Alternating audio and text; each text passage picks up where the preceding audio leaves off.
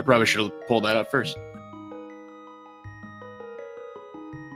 I think at this point we could say they did well, well enough to get here. Certainly, people with the 7-0, 6-1, and 5-2 records made their way into the brackets, as well as a lot of automatic entrants into the brackets who have won previous tournaments and have come in second or third in previous tournaments. And we had 2 4 and 3s enter as well. And I believe they have played over the weekend. They had excellent matches, and so we are excited for yet another excellent match between these two runners. Yeah, having finally found it, they both were 5-2 runners, which was basically the minimum threshold for a guaranteed entry. We do have an early map check, though. Looks like Hera and Eastern Palace are both non-5-6 crystals. I did not see what Desert was. I must have missed that, but what are you hoping for, Udai, for this first item? I'm always a fan of bow or hammer. There you go.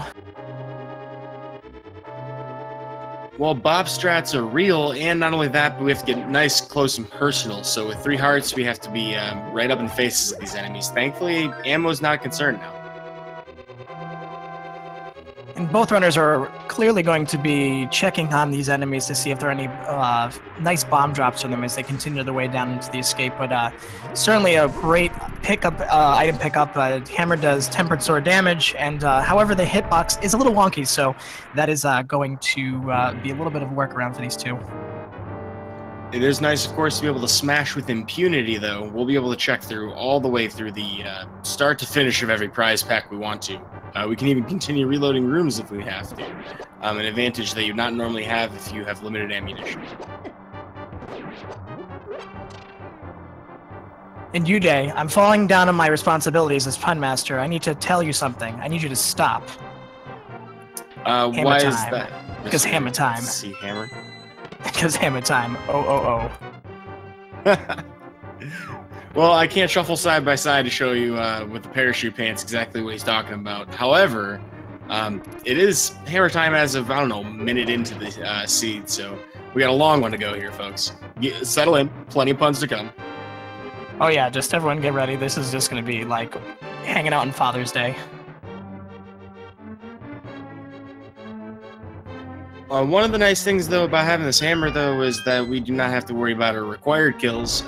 These particular enemies, not a lot of strategy involved to them. Just walk right up to their face and smash them.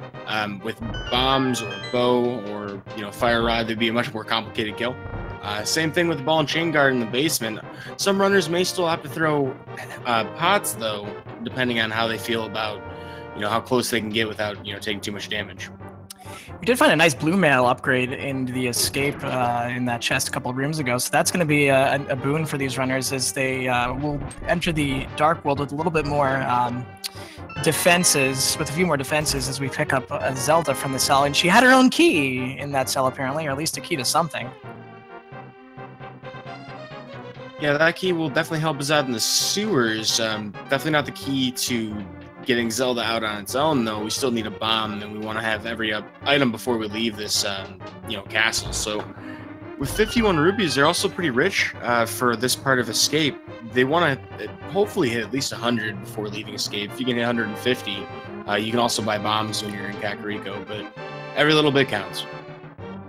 Absolutely. Getting that college fund started for those big purchases is really important as we move through the back of Escape here. We may find some big rupee drops on the way, but that bomb count being at 0 is still a bit of a concern, I'm sure, for both runners.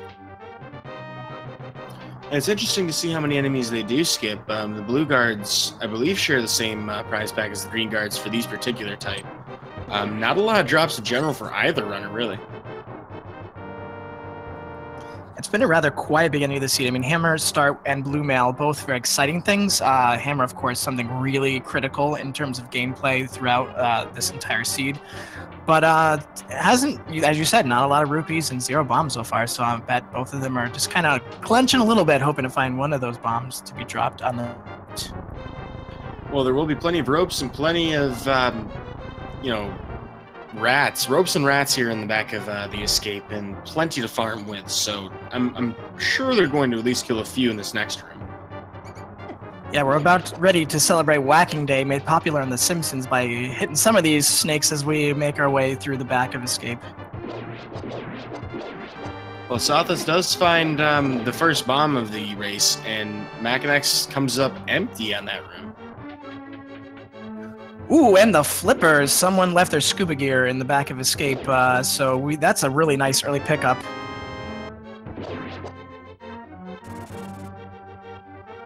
So I imagine this makes the South Shore checks a little bit more straightforward. Still lacking on that requisite Zora money, so of course we can't really loop him in yet. But we do have Hobo, we do have a check on the Hylia Island, and some other things to check as we're about to open up the bombable wall here. But still, Makinx, without a bomb, may have to skip it. It's trying to cycle through the prize packs now, but the first item here, these three, is a shovel, which is a fetch quest, more bombs, and then we got another map, so we will be able to head into, or we will have to open the chest in Sanctuary. Makinx does find a bomb right before passing this up. Yeah, I had Alanis Morissette just playing in the back of my head as we found that central chest to be a collection of bombs, because isn't it ironic?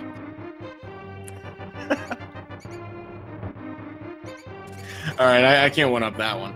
But we do have a fetch quest in the shovel, so if that shovel leads to something important, Makinx may have had a very close call there. And then bombs again. I mean, come on. It's like rain on your wedding day and bombs in Sanctuary. Yeah, I'm not going to be able to follow with you, Alanis Morissette. I think that's the end of my 90s themes joke for now, as both runners are going to show. If they're going to divert here, we do have asazas going. Looks like he's going to go straight up to see what the tree pull is, and then perhaps check that ledge. We'll see if Makinx follows suit, because I've seen a lot of runners actually skip and go right into the Lost Woods, but it looks like both are going to not do that. Yeah, there's a tree pull you can find from there, but our tier 2 today is just going to be green rupees, which is a pretty poor find altogether. Certainly not the rupes that we want. And the hoarder had, I believe, health, so not a whole lot of value here. Looked like there was an arrow there on the Lumberjack ledge. I don't know if it was an arrow pack or the legendary artisanal arrow of Evil's Bane. Ooh, it is the legendary arrow of Evil's Bane, artisanal even. Well, it would aid us greatly in taking down Ganon if we do find those silvers. However, probably not going to end up picking it up, unfortunately. Kind of like the red meringue, it's just something that's a little excessive. So far, a 5er and a piece of heart here in the Lost Woods, so nothing, again, terribly exciting for these runners. Southwest is creeping up on that 100 rupee requisite to buy his overly expensive bottle. Unfortunately, Makinx has a little way to go, but we will be picking up rupees along the way in Kakariko. Yeah, with this kind of bomb count, I'm sure our runners will definitely be checking both the well and the Thieves' Hut well before they actually try to figure out, what that bottle vendor has. And hopefully they're finding a fair number of rupees in there, because just barely under 100, not exactly where you want to be walking into Kakariko. You kind of want to have a fair amount more than that. We have 5 items here in Thieves' Hut, Blind's Hut rather, and we're going to be seeing what those are. We got a 5-bomb upgrade, a cane, the big red machine, a piece of heart, and another red thing, a 20 rupee. Well, that's a start. That does give us some potential progression later on in the seed. We don't know just yet whether or not those will be required items. However, that cane of Samaria, very handy to have, and certainly going to help in most situations where we have a puzzle that we want to skip doing, like, that Skullwoods one. Yeah, I mean, it's minor. Or even Ice Palace. You can use it there to skip the bomb jump. Well, Makinx making his way out of blinds, and Sathas into the well, gets a lift upgrade, nice power gloves, hopefully better than the ones released by Nintendo. Yeah, now he's playing with power. That was a nice one right there. What, the possibly Sankart? Ooh, that's also a nice one there, as Makinx is going to also pick up his gloves and the red meringue, the lag meringue, if you will, out of this well. Gross. Hold my lunch, please.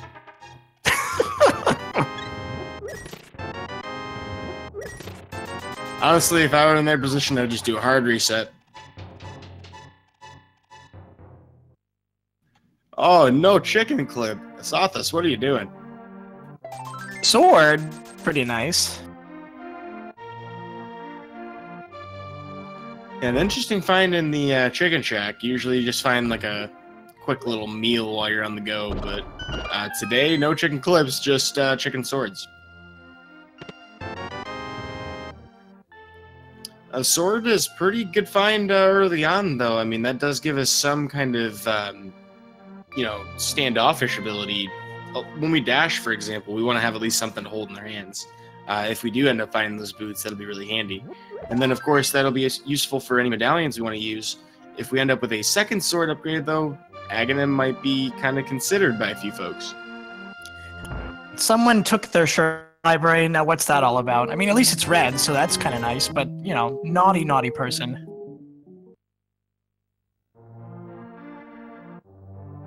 Yeah, it's interesting. You'd have to go behind the bookshelves to pick that up, so, let the audience leave that to their own imagination, I suppose.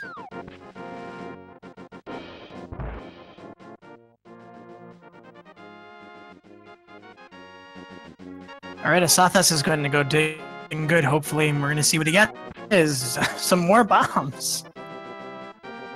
Well, unlike a lot of speedrunners out there, able to get it in one dig. Very precise technique. Speaking of that, folks, if you ever wanted to know what side Link automatically digs towards for one random reason, if you're facing north or south, he always digs to his right. That fact is fascinating, actually. Yeah, I really don't know what that's all about. I think they just didn't want to program more than one dig animation. Chat identifying correctly that Asazas did not pick up the money from the race games, so you know, if Zora's a thing, he may be hoping for that money elsewhere. It's a pretty interesting decision to skip him. I mean, I know it's a time sink, but not having to worry about, you know, having those rupees. Maybe he's hoping to find Flute or just saving Quip before ever going back to Zora. This could signal that he has no intention of even heading anywhere near that. I've seen far too many streams this tournament of people farming for rupees that I feel like if I saw it in a rupee drop, I might go for it. But, as you were saying, it may be signaling part of his master plan here.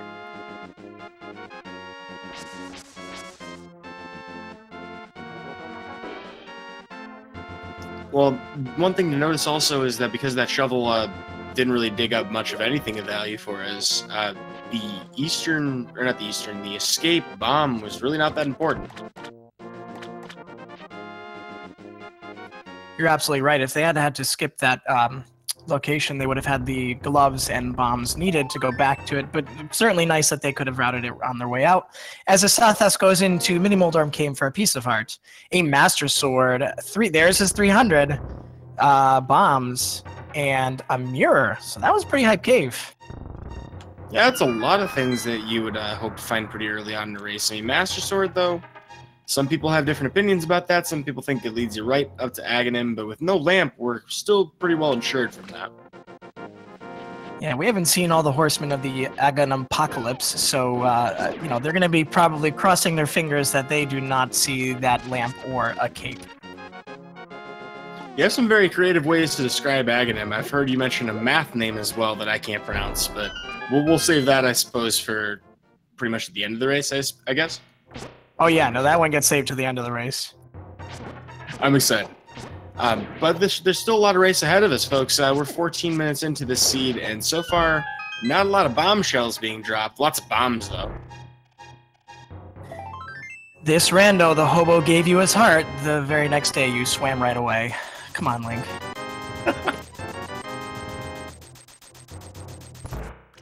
Well, I suppose that would go even better, too, with the holiday-themed randomizer. Folks, if you haven't been around, there was actually, for Christmas this last year, the devs came up with, like, a Christmas version of A Link to the Past, where all of the water had, like, ice animation, and same thing with, like, with most of the overworld, and the Charlie Brown theme was playing. And stick around if you haven't been around with this randomizer. Lots of fun things happen. Yeah, the devs do a really nice job to keep this fresh. And speaking of fresh, we're about to check some Ice Ice Baby. I don't know what's up with me in these 90s songs, but this game is just handing them to me. It's working well, and I don't have an accompanying pun, so by all means, continue. Well, unfortunately, the as cold as ice, heartless Ice Rod Cave just had a piece of heart, and that's going to send these runners in a different direction. We can sequence break to Death Mountain, not going to do a whole lot up there, only 2 items accessible at this point, so we'll see what happens. We also have Agina's Cave, which has held a lot of value in the past. Well, so you're saying that as cold as ice and willing to sacrifice the time to farm for rupees? That's absolutely it. Well, I'm liking the references, and they're expanding past the 90s now, so doing pretty well here. I like that.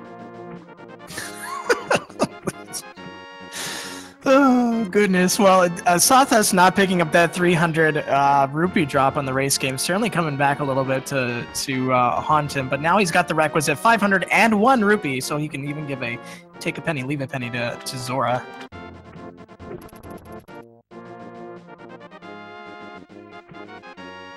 Well, we have some overlapping checks at this point, but without that Moon Pearl, Waterfall Cave, not really an easy thing. Well, we do have the flippers. I brain farted there for a second, but that is definitely where Asathas is heading next. We do have 501 rupees and 648 respectively for Asathas and Makinx. Got to think that both of them are going to check the Zora. Yeah, and with a very disappointing Waterfall of Wishing, I would hope that Zora, or perhaps Zora Ledge, has something of value for them. Oh man, someone's banned joke in the chat. Jeepin', what are you doing?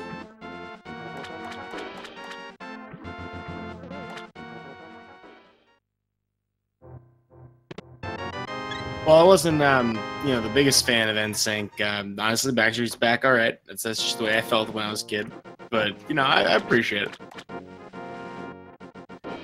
Well, listen, Asathas is getting down, and swimming all around, all the way to Zora for hopefully a life lesson that will be one for the books, which, by the way, is on the ledge.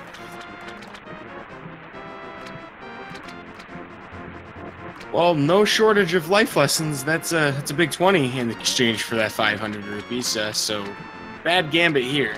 But that book, Literacy on the Ledge, is actually very valuable. We will be able to do quite a few things with that knowledge, possibly going even into desert, which may end up being boots locked. Though I have seen boots in the chest right next door, so who knows.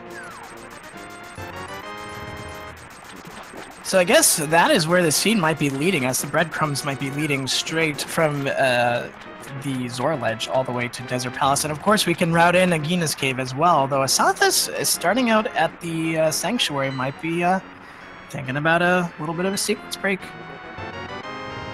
Yeah, Death Mountain, if you can do a dark room, is available to you. Logically, it's not available to us, but this could potentially avoid the whole Aghanim play, and we're running lower on locations that we can actually check. There is still the eastern area. Makinx possibly heading towards that now. Ooh, also going to Sanctuary, we might be saying some double sequence break, which, a cautionary tale, sequence breaks can be very lucrative, but they can start to lead you down a bad path, kind of like the Sith path, not the Jedi path.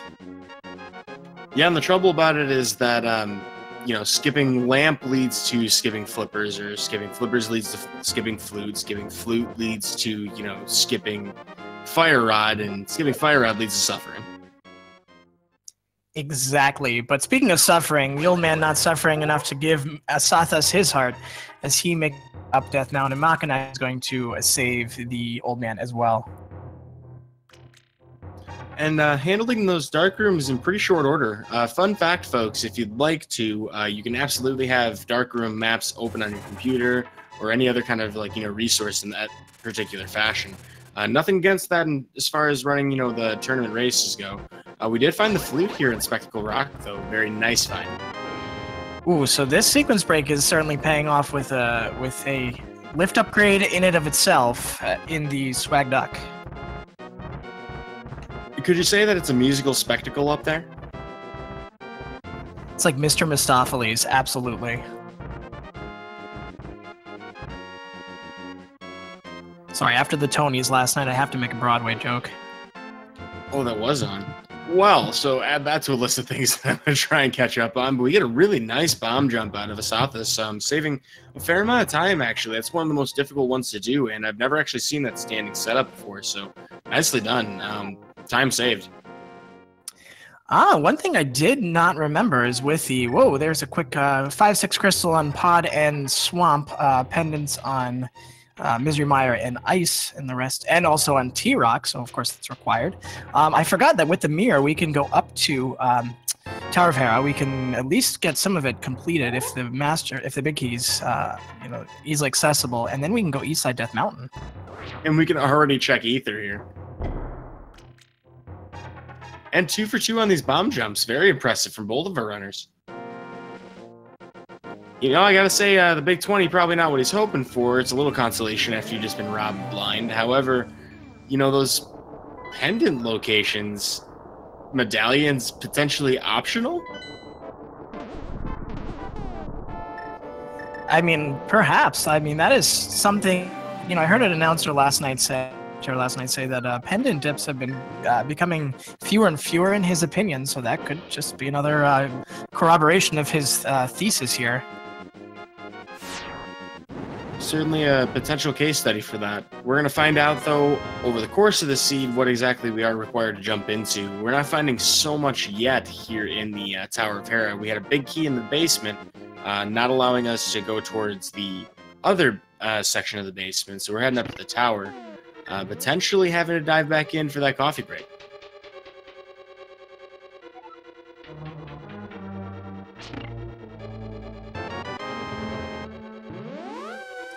Udai, the chat's being mean to me. They're calling me old for making a Cats reference without continuing my elaboration. I mean, to be fair, I haven't seen the show, but I mean, Cats isn't that old. I mean, right? Well, speaking it's of... had a run, but... I mean, speaking of things that are obnoxious, we have Moldorm coming up soon, and we're going to have, it looks like a nice bomb jump from asazas, nicely executed to find 3 bombs. Man, the irony is just all over the place. Yeah, that's at least 3 times so far in this season. We're, what, 22 minutes in? Come on. This game is being mean to you, specifically. I mean, if I mention Alanis Morissette one more time, she's going to show up Beetlejuice rules. See, now we're getting to the right point with these references. And no, that doesn't make you old. Come on. That makes me old, and I don't believe that. Well, speaking of things getting old, and certainly Moldorm has been getting old, spinning around up here as asazas is going to take on this bug-like creature. I think he has 9,000 legs, someone once said. He looked up. Personally, I prefer the iteration in A Link Between Worlds where he's an actual hamburger. It's incredible. Chad asking about what kind of game mode we're playing. This is just standard randomizer with randomized swords, basically, so randomized weapon at the uncle. Beyond that, though, goal is just the standard randomizer thing. You're getting all 7 crystals and finishing off again and getting whatever you need to get there. So we had a 3-bomb drop off of Moldorm. I'm assuming, I think we found another item. We're going to find out on Makinx's side as well, but I was not paying attention. I'm sorry. Oh, it's the bombs. That's right, because they made the Alanis Morissette comment, and now here she is. I've said her name 3 times. I'm just going to leave that where it's at, hopefully not stirring anything further with that one. Good call. You know, in the meantime, though, asazas is going to go through Pump Cave. If you are an NMG speedrunner, there is a little bit of speed tech you can use to try and optimize this slow crawl. This is almost like Link's pub crawl. I mean, it's just a long spiral downwards. Or it could be what happens after a pub crawl, which is the long walk of shame. Potentially the exact result here. This cape not exactly pointing us away from Aghanim yet. Yeah, that was definitely not a welcome sight, I'm sure, from asazas' end, but he's going to check the remaining locations on East Death Mountain, hoping, I'm sure, that he's not going to run across any more of these Aghanim-pointing items. And at this point, how much more could there be? But there are 7 items here for us to pick up in the east side after that spiral cave, so Paradox Cave in the basement, or the roof. I don't know. Which floor is this? You decide, but that's a bottle and a big bomb bag upgrade. So that makes Sick Kid open now that we have a bottle, so that could be something that we could take care of. Poor Sick Kid is just looking for some visitors.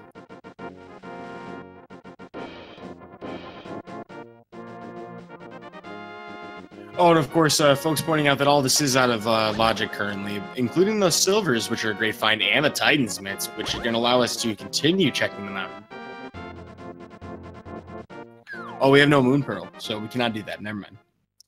Yeah, those are really nice pickups, but man, oh man, you know, we got a couple of locations to check now, but I think we can also check Checkerboard Cave, which I have actually seen hold the Moon Pearl before. And if it's holding the Moon Pearl, everyone clip it because I called it right here now. But if it's not there, I never said anything. And we also have Runner Watcher in chat asking about why not doing Super Bunny at this point. Very valid question. I think because it's just 2 items, possibly. I mean, I guess it depends on how you think the seed got seeded out with the items. But, I mean, it's available. It's a sequence break you could do, and kind of situational. You don't see it too often. Personally, if I had thought of it, I would do it. But I didn't think about it until you mentioned it. So here's the thing, Udai. Everything they just received was by way of sequence break. So that is something to keep in mind. Yeah, the sequence break on top of a sequence break. I mean, how many layers of Inception can we handle here? Guess it's kind of like an ogre. There are just a lot of layers to the sequence break. No, it's like onion. Well, ogres are like onions. I was just skipping a sequence break here. Something about exhibits and Pimp My Car. I don't know. There's a reference here. But the Sick Kid happens to have our lamp. So there's got to be a bottle out there then, because that lamp was blocking our access to Death Mountain. Well, a decent enough chance that it could have been... Well, there it is. There it is. Called it, even though it was like the easiest thing to call. I was going to say it was going to be Agina's cave, but really got preempted on that one. I'm going to need that fairy, actually. I hope Asazas doesn't mind lending it to me. So, at this point, Aghanim is completely white. Our sequence has been realigned, I suppose. Although, the Moon Pearl's the last thing we're looking for. It could be in here, could be in Agina's, it could be in Checkerboard.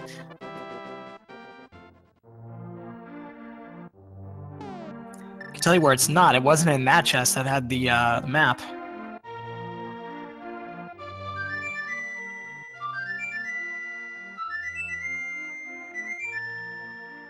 So our tracker, Danny, is pointing out that Aghanim could be required for the pyramid item, at least in logic. However, with the... Well, I mean, it could be Moon Pearl, and if that were the case, that would be the rough scenario that would cause this. Looks like we will get a Checkerboard Cave checkout for Asazas, though. And also finding out that Mr. Meyer is either vanilla, which makes a bird toss possible, and I greatly appreciate his check. Yeah, so Bird Toss or Riot. Hey, we also haven't checked out the Eastern Palace or Sahasra locations, so there's something else to consider. Yeah, now that we have the flute, it's a lot more convenient to do, so it looks like Makinx is doing exactly that. Told you Moon Pearl wasn't here all along.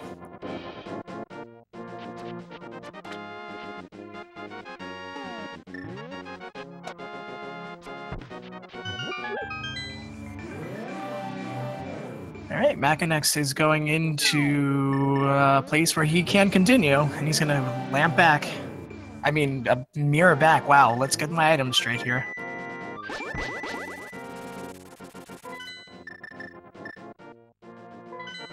Meanwhile, Asazas does say hi to the other cowboy, Makinx heading to the first cowboy, both of which have hats, big old cowboy hats on. You can't convince me otherwise. We find powder in Agina's cave, though. Man, this seed is just stringing these runners along on these fetch quests. Could it be that the bat has the Moon Pearl? It could be, I suppose. That would be quite an exotic chain of access. I mean, you can get there. No, you can't get there without having Moon Pearl to pick up the rocks. I think we can hammer in, can't we? Oh, yes. Okay, never mind. I was thinking of using Mirror to get there for some reason. Yeah, so Asazas is doing exactly that right now. That'd be such a strange place.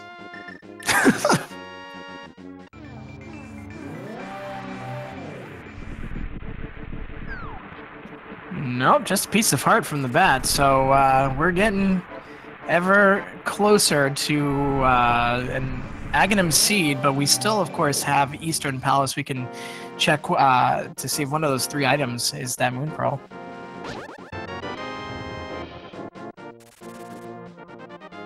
Beyond that, though, if we search everything that's available to us, not much we can do to sequence break having Moon Pearl. I mean, there are some really strange fairy revival things you can do, but I don't even think that's tournament legal, to be honest with you. I want to say those are all major glitches.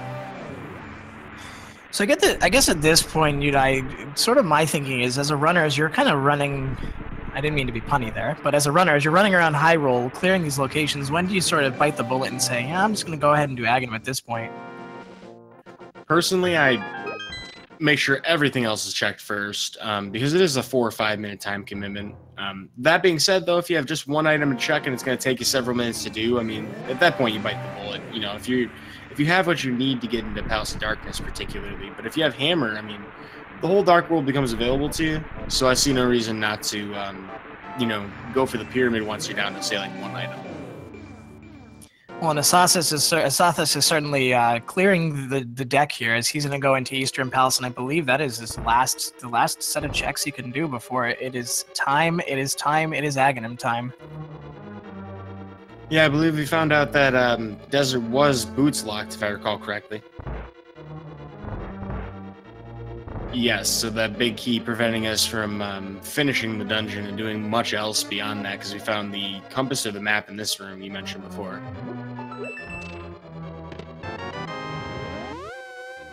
Well, Asazas is going for this first chest here in Eastern, so we're going to see exactly what he pulls up, and it is just some arrow upgrade. It looked like, I don't know if that was 5 arrows or 5 arrow upgrade. Oh yeah, it was a quiver upgrade for 5 arrows. So with the items in here, I mean, it's going to be very slow to gather them all, but unless he finds a bow, absolutely no way we can avoid the double dip here. Yeah, and a lot of times the Eastern Crystal is kind of a harbinger of a double dip, unfortunately. But we'll see if maybe that's not the case. But with that big key, we're just going deeper in.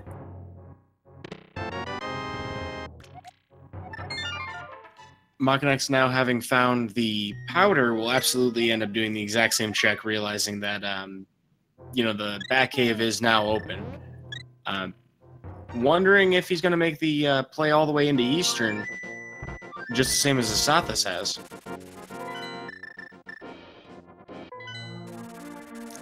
He's going to go to back cave first, and then, you know, you're right. I'm wondering what exactly is going to come of this, and we do find the fire rod. I like how I put the emphasis on that fire rod, like Christopher Walken right there, in Eastern Palace. It's a good find. So damn hot. Well, I mean, no cowbell references to be made here. We already have our one musical instrument allotted per stream. Well, 2, I suppose, if you count both of our runners. But we are running low on things to check here, so they're probably feeling pretty pressured here about that Aghanim play 33 minutes into the race. This is not a very good place to be as a runner. Yeah, these winners are going to continue walking their way through some different checks before they go over to Aghanim. But fun fact, by the way, Christopher Walken actually lives about 10 minutes from where I live. I'm pretty jealous of that. All right, Makinx is heading up to Eastern Palace as well, as Asazas is going to check that vanilla big key chest and come up with the Moon Pearl! Well, there it is, finally, folks, and that does take Aghanim off the table for now, at least. You know, we could potentially want to use that for some really obscure logic, you know, locations when it comes to the Pyramid Fairy, but for all intents and purposes, Aghanim is dead at this point. Dead as a doornail. It looks Asazas is going to go in south of his house and check out our Hype Cave to see if it is Hype, Gripe, Tripe, or anything that rhymes in the same family. And thankfully we have lots of health, so no chance of Snipe Cave either. There's a lot of enemies out here. Now that we're in the Dark World, things kind of ramp up a bit in difficulty. So far, pretty friendly enemy patrol path, so no snipe cave either. We do have 5 item locations, though. The thief here is very generous, giving us bombs to refund her present throw. Bomb bag, big 20, quiver upgrade, and blue goo. Blue goo being the best thing we found so far, unless you've really liked the explosive results of the seed so far. I had something, and then you just threw me off. That was good call. Was it the blue goo? I was gonna say, man, just much like that check and hype cave, I'm feeling pretty blue. Well, yours is better. I don't know. I mean, blue just ain't your color, apparently, according to these runners. They're not really too happy to find stuff like that, I can't imagine. But I mean, you know, blue potion is nice health, you know, but big 20 and upgrades to your capacity, not the greatest stuff. You know, Easter Palace is kind of stacked, though. We got a Fire Rod and Moon Pearl, so I'm thinking that both of these runners are going to feel good about making their double dip, but will they have thought their opponent would have done it sooner, is my question. Asazas did skip Cave 45 after checking our favorite Arboreal Death in Stumpy, and he's going right to the race game, so hopefully there is nothing major in that Cave 45.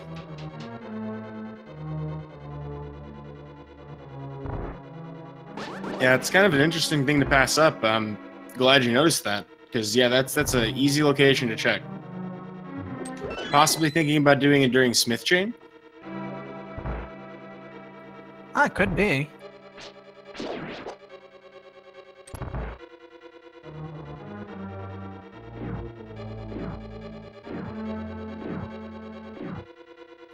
Well, lots of digs later and nothing of value, just cash. Well, I guess that is value, but, you know, cash nonetheless, and having already picked up quite a lot, no real reason to go pick up that last one with the animation. Makinx does have that Moon Pearl now, though, so about a 2 or 3 minute separation between the two finding it. That much of an advantage in the Dark World as Asazas has checking things. Yeah, it's been a really interesting chain of events that led our runners here. It's certainly an exhaustive chain of events to get into the Dark World, and so Asazas is now going to take care of some of these overworld checks. We got Peg Caves. Peg Cave. We also have the Lunchbox if he decides to do that. He also has Jeremiah to take home, so we have at least 3 items here if he's going to do this whole sequence of fetch quests. And Jeremiah Bullfrog is a world tour performer, likely to go the distance, all the way actually just around the corner for that one show locally. We're not quite going around the world with this one. But definitely happy to be home. Going to find his twin brother here and hopefully give us some kind of weapon if we're in the theme of music. Maybe an arrowsmith? No, we're just... oh god, insert name of song here that he's gonna find money. There we go. I was almost gonna say they're like you too. Just cash flush. Money cash smiths. I like where we're going with this. Got my mind on my money and my rando on my mind. Oh, brilliant. However, we do have the Village of Outcasts up next for Asazas. We have the Bombable Hut up first. A little bit of love, not quite Saint Card, unfortunately. Yeah, finding love in all the wrong places, and Makinx finding 20 on Stumpy as Asazas did before. We'll see if he checks Cave 45.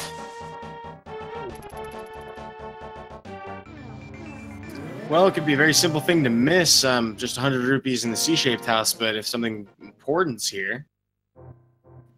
Oh yeah, very important big 20. Unfortunately for Asazas, checking that will actually be kind of time intensive, so if he chooses to check that later, that will be a time loss for him.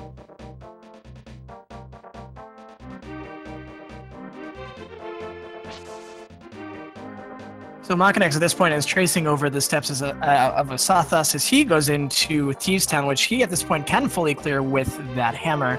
And of course, plenty of hearts to take on. Certainly a cozy place to be right now. 13 hearts with blue mail. And it doesn't really matter what sword upgrade you have in this dungeon unless you're trying to kill everything, and hopefully you're not. Boots would be a nice find though, because if we had boots, we could get through the Hellway with the really nice God Pixel. But that's just a saving throw in my opinion. Definitely not required for the dungeon. So far, not finding anything of super value here in Thieves Town. So we're going to continue with, believe we still need that big key. It's outstanding. And then we'll see if it's an item. It looks like at this point it's likely either that or the compass. Yep, so there's 4 chests in the front half of the dungeon. One of them will always have the big key because we need to progress. That one happens to be the chest for us today. And then there is any possible configuration of the remaining 2 dungeon items, and then the actual items in the pool. We're finding another Blue Who here in Thieves Town, so we are replete with health and magic this time around. Well, I'm Blue Abudi, and I'm hoping that Asazas makes... oh man, I just bombed that joke. Oh. Well, we're hoping with this fight he doesn't die. There we go. Nailed it. Knew I liked you. Hey, the feeling's mutual, and if everything goes well for him, hopefully it'll be on a script as well, as we like to say with this fight. So the script's panning out so far, so good. Hellway here coming up, kind of an interesting room. I wish we had the boots for this, honestly. There's a much nicer thing you can do if you can get to the exact center of this conveyor belt. You can dash right through if the enemy RNG works for you. It wouldn't have in this situation, though. Asatha's making the best that he can out of that particular Hellway. Did quite a nice job without the hook shot, getting to the Hellway with only minimal damage. Makinx, just like Asazas, is going to skip that lunchbox for now. Not quite the Union specified lunchtime yet. Yeah, his 10-minute scheduled break, not quite due just yet. And then of course we had to skip break, actually work through break, back at the Tower of Hera, because there was an opportunity there, but without the requisite things for the basement, we didn't. We were able to exclude that.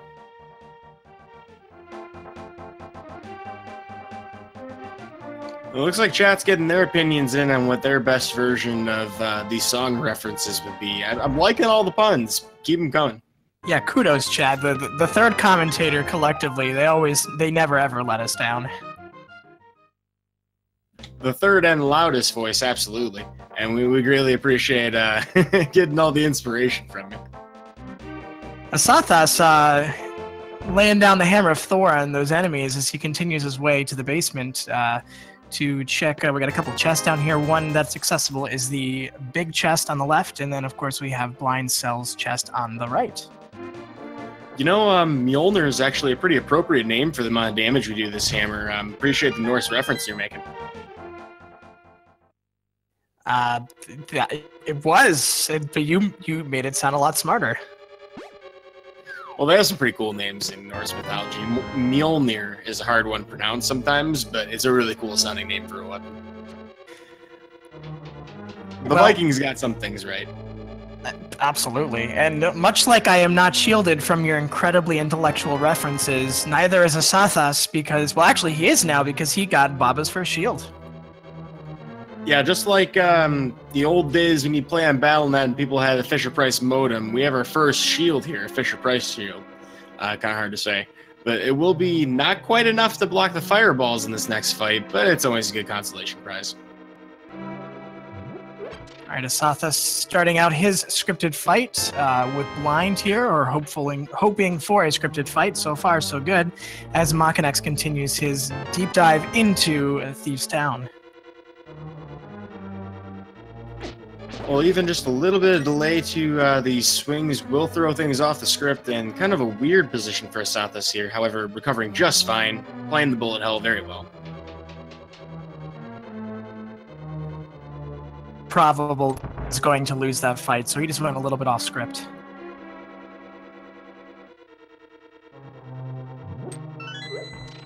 Well, so as of now, they've been making pretty similar decisions here. Very standard routing that we see early in the Dark World, particularly when we have the hammer and the lift upgrades that we need to check everything in that particular path. Looks like Asazas is heading north towards Skull Woods, potentially checking that now that we have the fire rod. It makes a lot of sense too. Absolutely, and he could full clear this at this point, and as a bonus, if he wanted to, he could check the pedestal, which I believe could contain the bow. All I can think of right now is Dr. Bob-tastic's "Where's the Bow" song. Oh, what a fantastic song. If you guys aren't part of the Discord for A Link to the Past, certainly join. The community is fantastic, just as a little plug. And Dr. Bob-tastic, our master at arms in terms of entertainment, has recorded a song about missing bow. But what asazas didn't miss is his opportunity to use that Kina Samari to get into this back room here in Skull Woods. Yeah, it took some time to remember they even had it available to him, but thankfully able to get through that with no major health loss or anything like that, so that's always good. And to answer your previous question about Bo being on the pedestal, that is a possibility, actually. I mean, I hate to put it into the ethos, but unfortunately it's a done deal.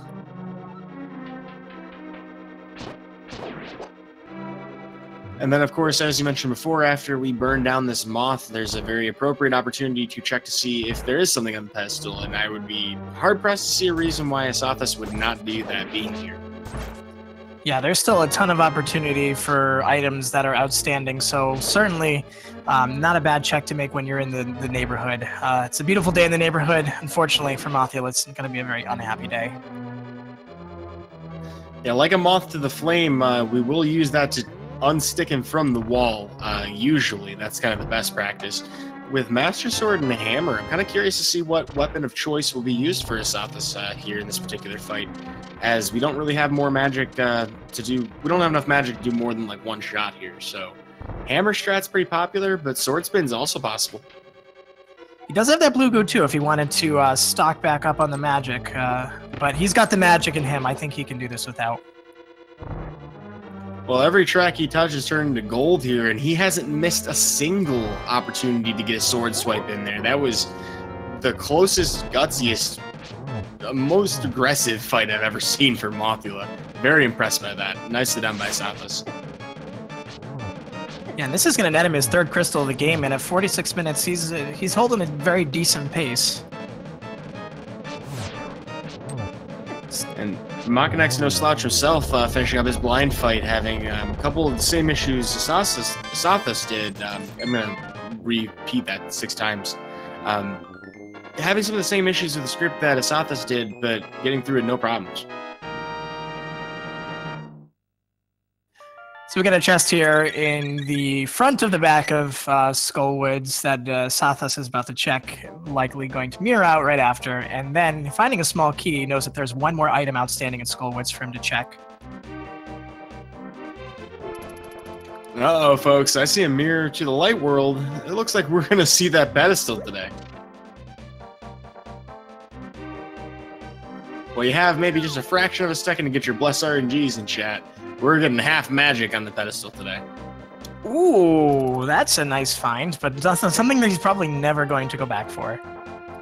Yeah, lamentablemente, as they may say in asazas' hometown. Unfortunately, that's not what we want to find there. You're getting a nice D boost off of these bumpers, though. I really like when people do that in Skull Woods, because that's just an easy time save you can do, and it looks sweet. Makinx, meanwhile, is taking the purple chest for its world tour around Dark Hyrule as he checks the bumper ledge, for just a piece of heart. He is now heading his way on over eastbound, and then probably going to check the graveyard ledge here. Ooh, that one remaining item in Skull Woods was the Tempered Sword. I'm sure asazas is probably not feeling too great about having just found that, but would have been fine without it anyway with the moth fight that he had. Just, that's always a kick in the head.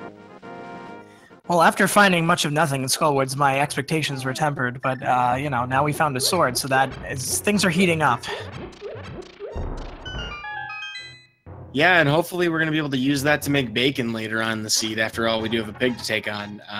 But with the Tempered Sword, that's going to make everything a lot more comfy. It's a much more toasty experience. You know, you feel pretty warm trying to take on these bosses when you have a little more damage at your side.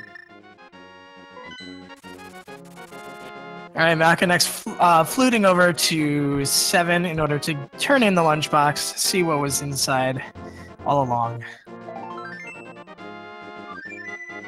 Well, it looks like the desert thief, potentially Ganondorf for all we know, had his mother just packed a little bit of love, a nice note, apparently. That quarter heart not doing much for me. We are, however, going to get a Myershed check, and then we'll see where we go from here. We do have a fire source, but we cannot continue on in Desert Palace, so we'll see where he elects to go next. Well, this does make the second time that we've seen the Myershed area. Asazas is heading eastbound with... Ooh, and we find the required ether medallion in the... Wow, what a great doorstep, I guess key under the doorstep, or the doormat. Yeah, Vitreous clearly is not very good at protecting his home. Interestingly enough, though, Makinx not falling for the bait, going to nope out of there right quick, and this will lead him to a faster tempered sword, hopefully. Absolutely, and having those Titans Mitzi getting into the Dark World pretty easily doesn't have to take the long way, not taking the long way around. And we also have Asazas dropping in on our favorite catfishing bottom dweller to see what he's got in store. Yep, the Quake Monster himself here gives us a free item. We just got to toss some junk into his circle of rocks, and 50 rupees. I'm actually kind of surprised that Asazas bothered to pick him up. That being said, though, never hurts to have backups. You know, those 2 blue goos might not be enough. Off he goes to 6. He's about to go into the shed and find himself the Harry Potter coin. So that's going to be very luminosating for him. Oh boy, that was a 1. Sorry. I mean, the attempt was a 10, though. I mean, let's be real. That being said, though, Asazas has the same considerations to make here, finding this, ether, whether or not to dive into it. It is, well, we don't have hookshot or boots, so never mind. You can't do it at all.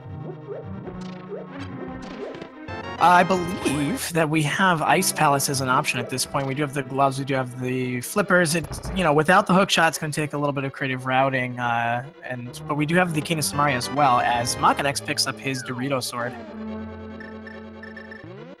Yeah, he's got to be careful not to get that Dorito cheese dust all over his fingers while he's trying to do the slippery bomb jump here. One fun thing about bomb jumps is if you want to set it up very carefully, Link is not actually able to release a sword spin unless he's on solid ground, so you can take advantage of this to force the game to place him on the closest pixel adjacent to the edge, and you'll always be lined up for the bomb jump if you do that. You just got to make sure you hold back towards the ground, the solid ground, as you're releasing that sword spin. But really nice setup. You see a lot of runners do it. If it looks like they're bumping into the ledge, that's what they're doing.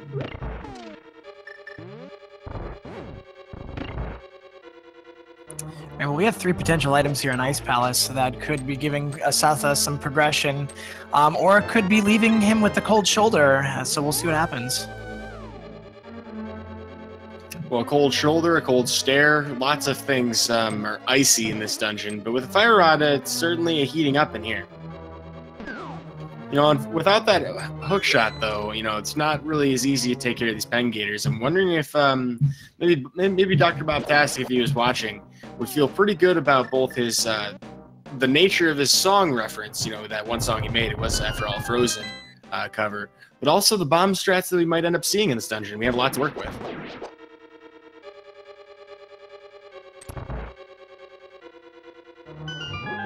This is one of my favorite rooms, though. These Stalfos Knights can be killed with 1 bomb just by throwing those pots and placing that bomb correctly. Fun thing about those Stalfos Knights, they share the same trigger for whether or not they're destroyable with bombs. If you knock one of them down, both of them are vulnerable. If one of them stands back up, both of them are now invincible. One thing to keep in mind if you end up having something go wrong in that room. Yeah, once they get knocked down, they don't get back up again, especially if you bomb them around. I sense some Chumbawamba potentially there, getting back up again, never going to keep him down. Speaking of Chumbawamba, things I see moths in real worlds, we have Makinx taking on the Mothula himself with a really quick, clean fight there, picking up his burrito.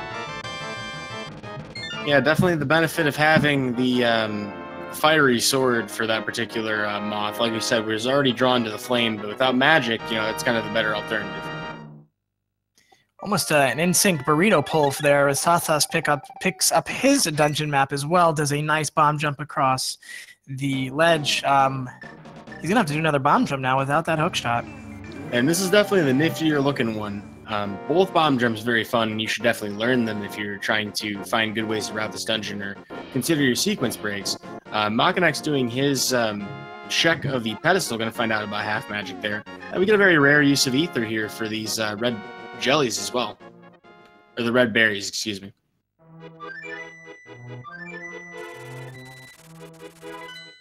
May have been just 1 pixel too far north on that, it looks like.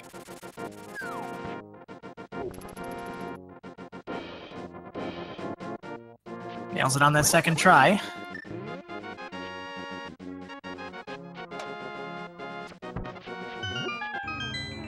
So doing this allows us to be here without the hook shot. We're not going to find anything that the hook shot would be blocking otherwise, or anything.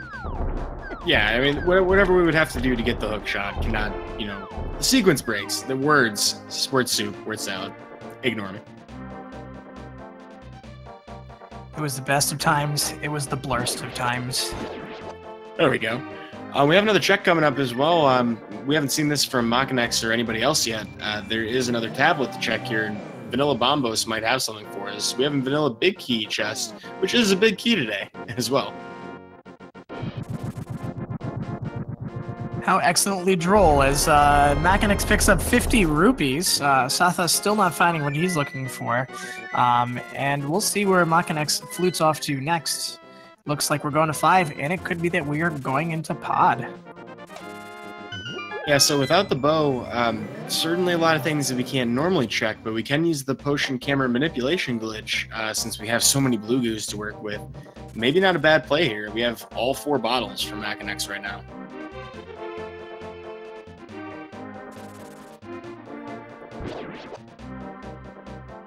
Skipping right on past pod, it looks like he's going to the pyramid or perhaps even Catfish himself to make those couple of checks as well.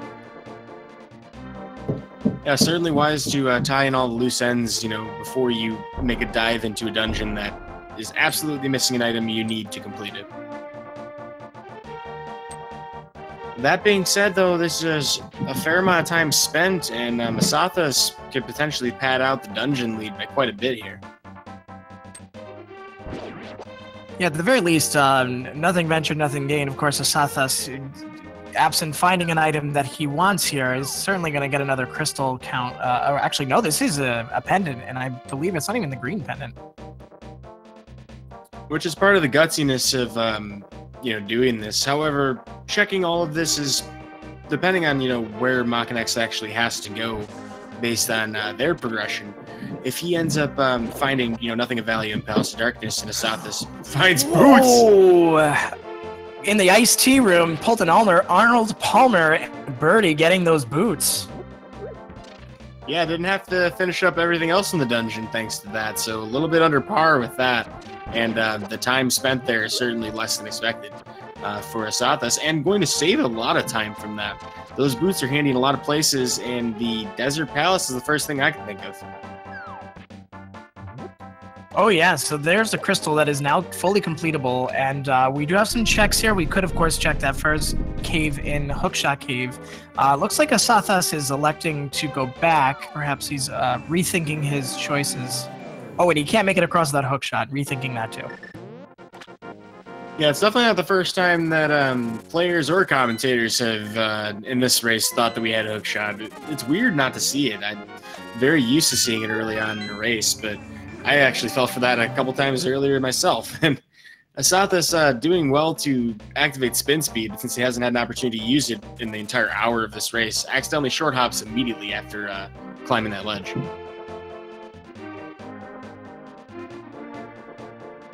So Asathas is going to go right back in to the light world. He's going to hop off, and I believe he has not checked this tablet. No, he has he? I believe both of them had the items they needed when they came up here the first time. Okay, so then that is not a consideration at this point. However, a good consideration at this point is checking into the Dark World here on Death D what we have, and also seeing what this medallion requirement is for Turtle Rock, because as we know, Turtle Rock Pendant, you're flirting with requirements.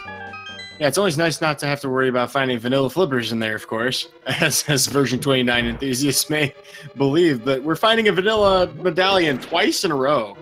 Quake. And I gotta think, like, at this point, is it in, like, Hookshot Cave? I mean, key under the doormat seems to be a theme here. Is this a Plando? No, I'm just kidding. It's not a Plando. Seriously. No, if it was a Plando, Wizrobe's name would be on it, and there'd be Moldorms in this cave. I mean, full-scale boss Moldorms.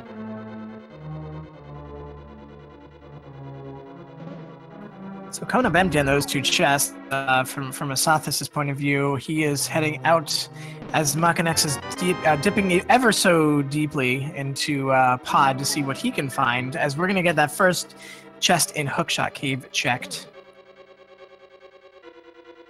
Yep, seeing as bonking off of objects is an intended strategy proved in Gan's Tower, they've added this one chest to the logic. Big 20 today, so a little bit of insult involved there. And are we going to get a hover attempt from Asazas? It's happening! The hover! Oh! Ooh, and we also find an ice rod from Makinx in Palace of Darkness, which could potentially point us to Trinex at some point.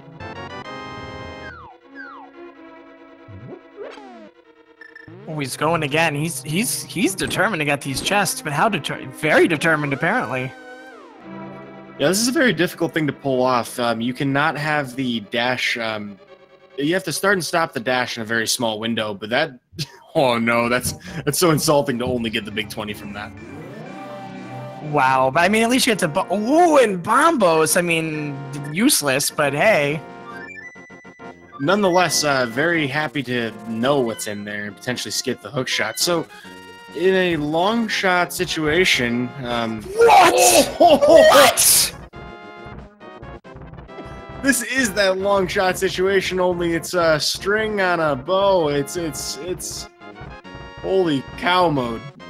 I almost said naughty words that one should not say in a stream because it was that shocking. Holy criminy. Well, Asazas has been up 1-0 in the series, and this is one potential reason why. I mean, it takes such machismo, in my opinion, to pull something like that off. Well, maybe not machismo, but gutsiness. That will be enough, though, for a hefty advantage until we find that hook shot. Oh my goodness. Well, at this point, he can now clear Pod and Eastern Palace, picking up 2 more crystals to add to his count. This is huge. I mean, this is potentially humongous. As he finds butter, because everything is better with butter. I couldn't believe it's not progression, though. Heyo. Oh my god, I'm trying to calm down after that super swaggy hover to the bow. That was, oh my goodness. Certainly a large moment of excitement for this seed. Now, what he does with that is really what determines how much value is there. I mean, it did take 6 or 7 attempts to get through that, and let's just say we find that hook shot sometime soon. If that's the case, then Makinx actually saves some time over Asazas on this. But if we were to check, bow lock locations, follow the sequence break deep, there's a pretty good chance that Asazas will come up ahead as far as time goes. Yeah, saving Swan Palace, he is able to complete all of his crystal dungeons at this point. Yeah, hold on, I'm gonna get my head back on straight. So logically speaking, this is not go mode. We would still need to have that hook shot. But as far as this particular runner is capable of, I believe at an hour in, he was in go mode. I mean, the only problem is I don't think you can hover to the back of Swamp Palace. Ah, you're right. Okay, so there's just one remaining item. Thank you for the correction there. I was getting a little excited. No, I mean, it could be something that could be done, and I just didn't know about it, but I just have never seen it. It would be pretty awesome if you could. Yeah, we're still looking for an indoor fake flipper. I've been making that joke in NMG for a while, so definitely something that would change the game, but maybe make flippers completely skippable. Well, Yudai, it's all about the game and how you play it. And these runners have showed up to play the game as well. Both of them finding Buttersword right around an hour in. Asazas choosing to finish off Desert Palace, very healthy right now, no real concerns at this fight. I'm kind of wondering where Makinx is going to go next. Yeah, he could go into, if he goes to Ice Palace, he'll find himself some boots, which will get him to complete Desert Palace and get into Misery Mire, but you know, you wonder how long it is before he's going to take that. It looks like he might be going into Swamp Palace to at least check the few chests that he can maybe double dip. I don't know at this point. Swamp Palace being a pretty smart play in a lot of situations. I mean, yes, it can be an absolute bust, like any dungeon can be, but there's a large item density in this dungeon. So, you know, if you're looking for something like, say, Hookshot, as much as it stinks to not have Hookshot walking in, it would be a very fortuitous find to find it there if you checked it before your opponent. But we will get a Lamb-Molus fight here, and this should be pretty easy with Silver Arrows. And this will be a quick fight for Asazas, and we'll see where he elects to go next. Of course, Pod and Eastern being completable, he's going to find that Ice Rod. Will it lead him up to T-Rock? Will it lead him to Misery Mire next? I mean, the world's his oyster at this point. He's got a lot of options. And none of those options really jump out as the best choice at this point. Palace to Darkness, I guess, is probably the highest item density and the most completable at this point, but beyond that, I mean, I don't see much reason to choose any particular dungeon over another at this juncture. Indeed, he is going to do the Palace of Darkness, Eastern Palace double play. Don't think we found all 3 items in Eastern, but you know what? Actually, we did find all 3 items in Eastern, so, you know, that's not super attractive item-wise, but at least it is another crystal, and having another crystal ain't so bad. Yeah, so getting to chain both of these together will pay off very well for Asazas' routing. Have to imagine that's exactly what the plan is here. We also found a fire shield for Makinx in the first chest of Swamp Palace, so that's actually kind of a useful shield upgrade. There's a couple places in the game where you can block some fireballs. Oh no, and Asazas loses Kiki, the extortionist. Stupid monkey and his opposable thumbs and his sense of finance. Yeah, certainly the shrewd character. Let's see, Asazas not remembering to turn around right before that cutscene, so getting the slow walk up to the top of the top of the palace. But for 120 rubies this time around, Asazas will get that door open. I mean, Yudai, what do you think are the possibilities of finding a hookshot here in Swamp Palace? Relatively low, but there are items to check. The one thing that stinks the most about it, though, is having... There it is! Oh, boy! You know, relatively low doesn't mean 0, folks, and I'm gonna eat my words not even a sentence later. So you were saying there wasn't a chance? No, I was saying there was. It's just very small, and today is that particular subset of the data. You're setting me up for a lot of failures here. I'm sorry. I should be a lot better at this. Hey. Oh, I mean, I could. What day is today, Yudai? Today is Hookshot in Swamp. French vanilla Hookshot in Swamp Day. Yeah, and even though I much more enjoy hazelnut coffee, that's my flavor choice. We are in go mode, in commentators no mode right now. If Asazas elects to go into... See, this is where the danger comes in, because if Asazas kind of is led down this path by all of the checks he's done and elects to go into one of these pendant dungeons instead, he might be searching for a while. And that's the big thing to remember, folks. When you're looking for just one item, you know, it's pretty hard to find it when there's so many places left to check. With these dungeons available to him, he can go to pretty much everywhere, and the last place he wants to find Hookshot is in Swamp Palace. You don't want to have to check much of that dungeon, particularly the left side, if you don't have it. And that was actually the one thing I was going to mention, was that that's the most annoying part about doing it in Swamp. Finding it in that chest is actually a great boon. Yeah, and much like this incredible Armos fight, this is these next few moments, rather, these next probably 10, 15 minutes for Asazas is going to be very telling. Are going to be very telling for him as we see where he routes. Goodness, this seed has just been incredibly exciting.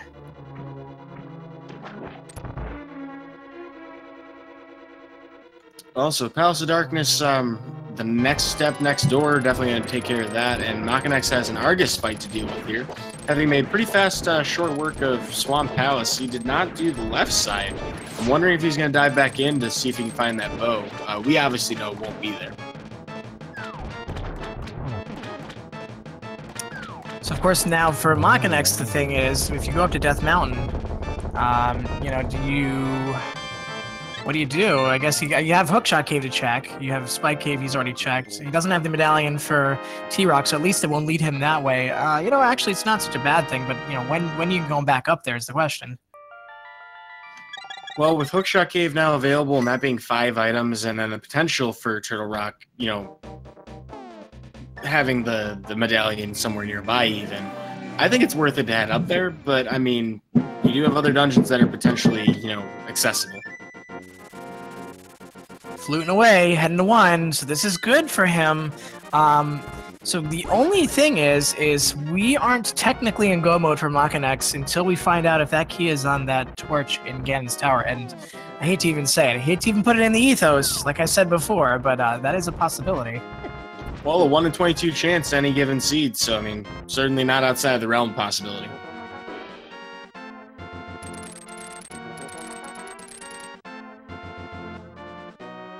Yeah, so it's really difficult to tell at this point who is mirroring out. Yeah, I guess he meant to do that, yeah.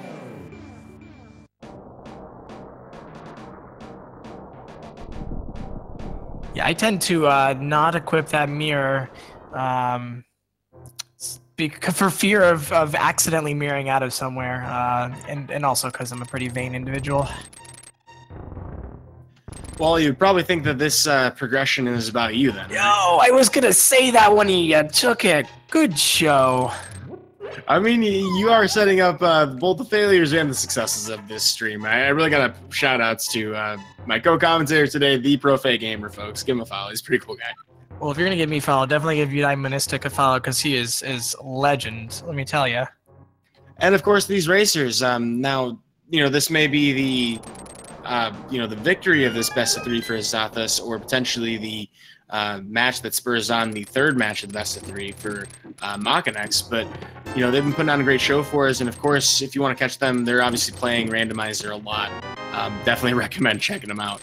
But so this is potentially go mode for Makinx. We don't know just yet, but when we see that big key eventually, or when we see that torch in Ganon's Tower, we'll be absolutely certain.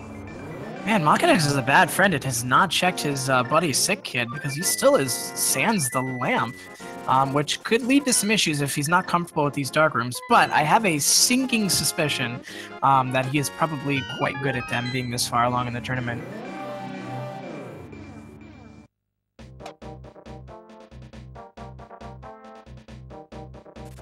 Well, here in the basement, we are avoiding a turtle party, it looks like. Asazas having a very good turtle room, actually.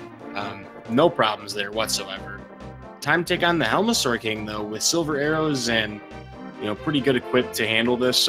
Pretty confident Asazas is going to smack him around about 17 times and end it with 1 to the face. You know, I wish chat weren't so shy and corrected me because I'm actually wrong. Desert is boots locked. No, I'm just kidding. Thank you, chat, for pointing me in the right direction. Boots are still required to get into that Desert Palace, so Ice Palace is going to need to be a dip for Makinx.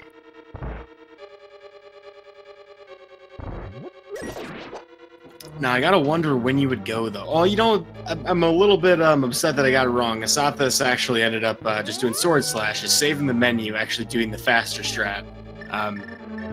Appreciate that Asazas would put the optimal strategy there on display.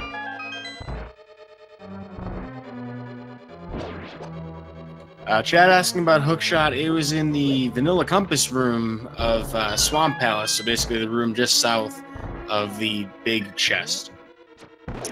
So good news for Asazas is he can rule out Ice Palace as having any more items because he's cleared that of its items. He can't get into Turtle Rock, so I mean the difference now is he's either going to go into Misery Mire or into Swamp Palace.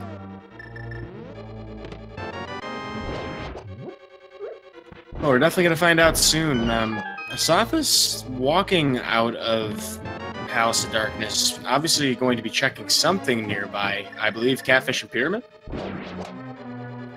Could be. Looks like that's indeed where he's going to go. He's going to go to the Pyramid.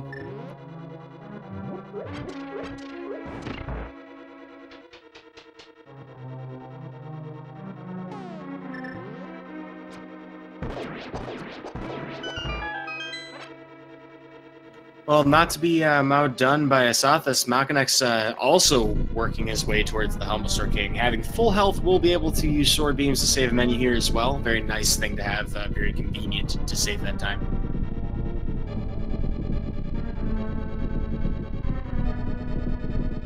Well, we're about to turn out the lights here for Makinx as he goes down into the depths of Pod, lending its name. And oh no, he has the lamp. He's had the lamp all along.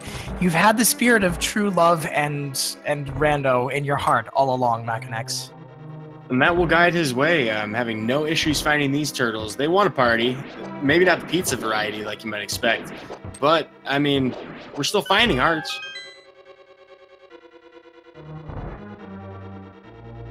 So Asazas is checking these overworld locations to see if Hookshot is indeed accessible to him anywhere, but we know that it is not. It's a big 20, so the king apparently was more of a pauper than a prince.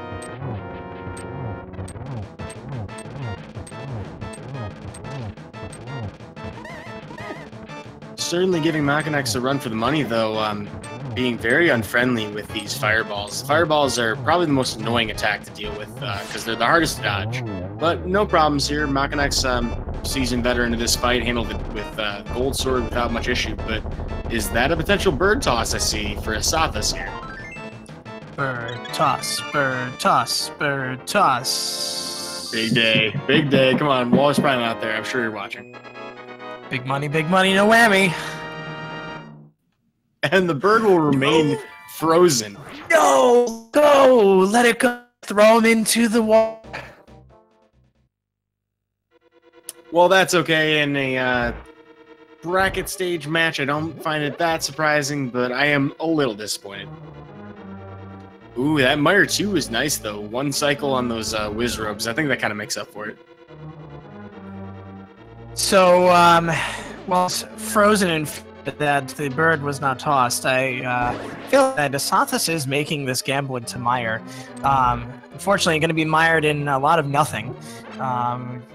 Really, or perhaps if he gets Quake in here, it's going to be bad news. He's going to have a bad time. Yeah, I mean, it's very possible that, given those options, would opt to go all the way to Turtle Rock. I mean, it's kind of a tough gamble to make either way, though, when you're in that position.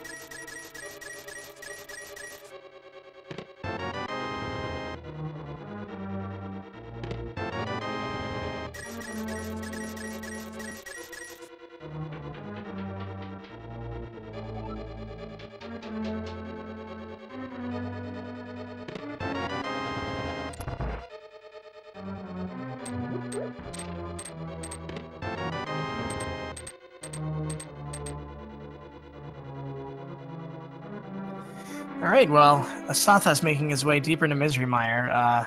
Unfortunately, it's going to be quite miserable when he doesn't find the hookshot.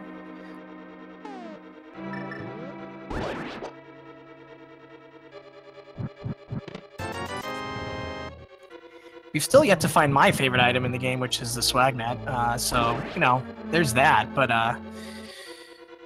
we'll see what Asazas does find here in terms of items. It's going to be a fire shield, so we found our shields for this entire game because Makinx found the other shield. I believe, I think it was where it was exactly, maybe in...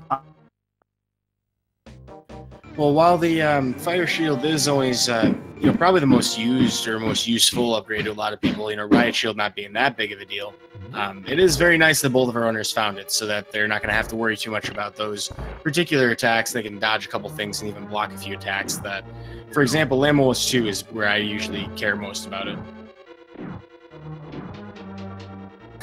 So unfortunately, Astata's not finding anything yet other than keys, and keys.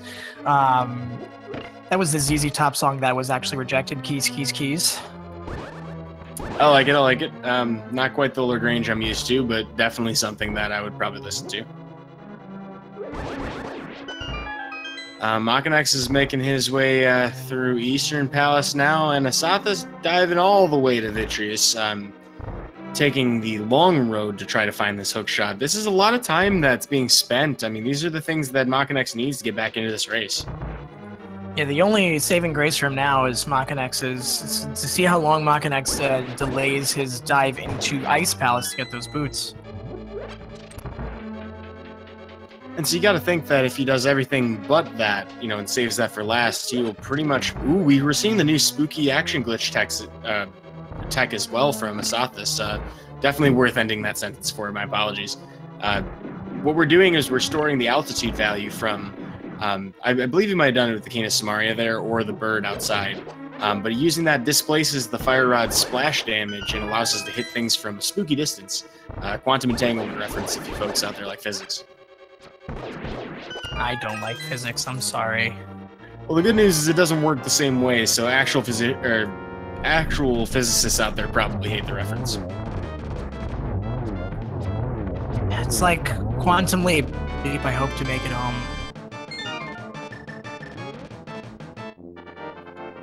Hey, I mean, it's kind of like bad news. It seems to act, in spooky ways and crossing vast distances unexplained. But we do get similar pendant and crystal holdups and sword-ups. Very interesting synchronization between these two runners right now. And they're at a crossroads, both of them. Asathas doesn't want to forget anything here in Misery Mire, but that's a bad gambit.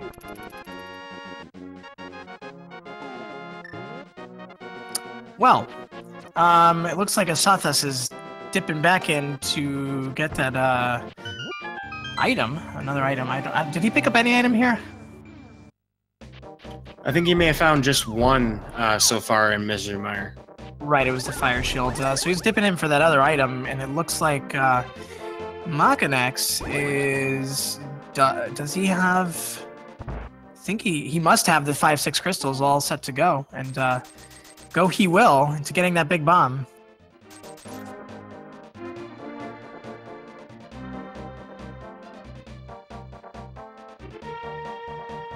Well, so it's a long way around, but it's a whole lot better than having to logically defeat Aghanim in order to do it. So this is certainly one way to get there. But Pyramid Fairy potentially having something interesting on it. I mean, we could find a medallion or fetch quest, but there's not a lot that we could really find there.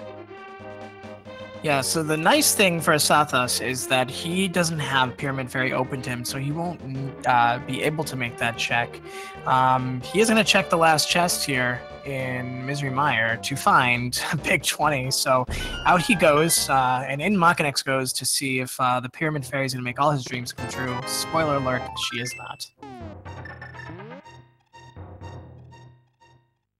Well, having exhausted that option, opting to mirror away from that, where does Makinx head next? I mean, Ice Palace looks pretty appealing in my opinion, but Skull Woods is still on the table for him as Crystal.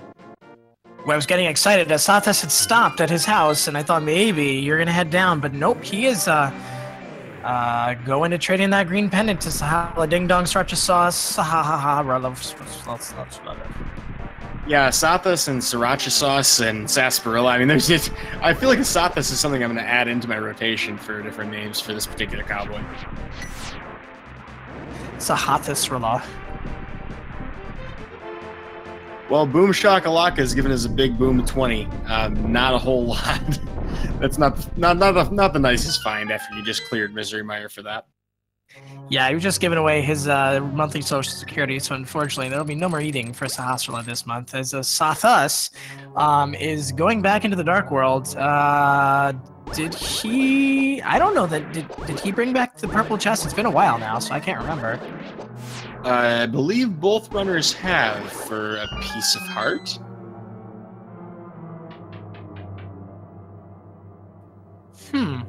Maybe not. I think they both skipped it, actually. You remarked on it either way, I remember.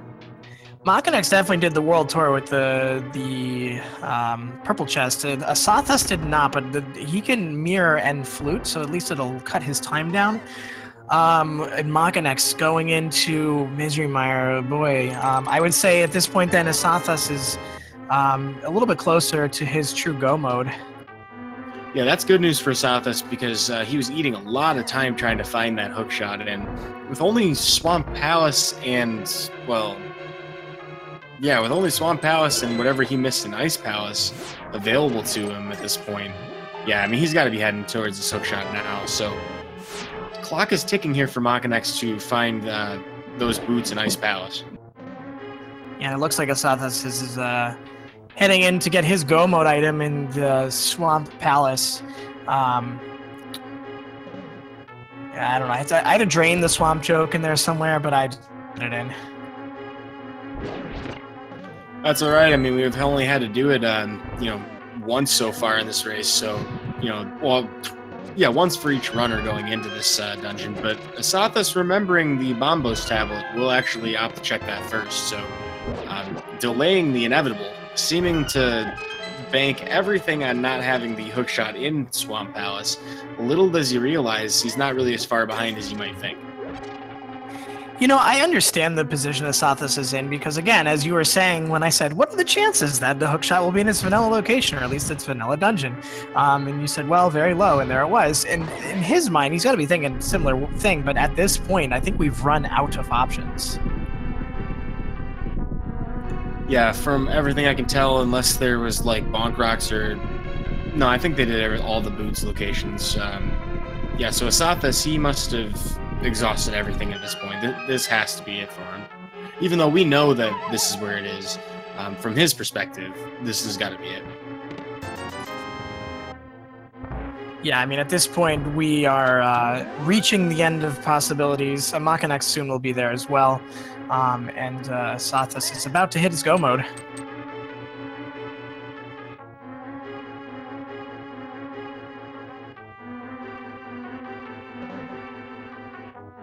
Yeah, it will probably be ecstatic to find it in the south room as opposed to the west rooms. West wing being a very annoying, almost bureaucratic way to find an item, particularly that hook shot.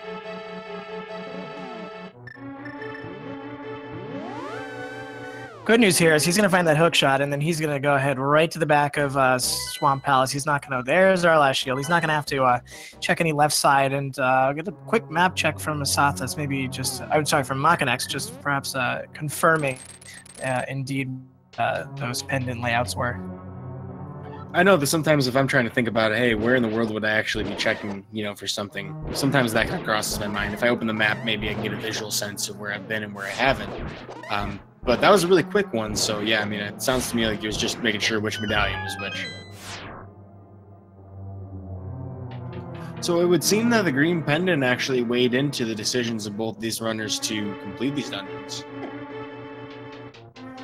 Absolutely, and that green pendant, I've seen time and again, actually can hold some value.